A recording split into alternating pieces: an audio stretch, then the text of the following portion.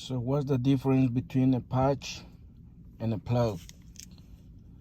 The difference is a plug eventually later on will leak. So it's mainly you can either use it for emergency and installing quick, but a patch plug is like a more professional way to fix the leak, so it won't leak.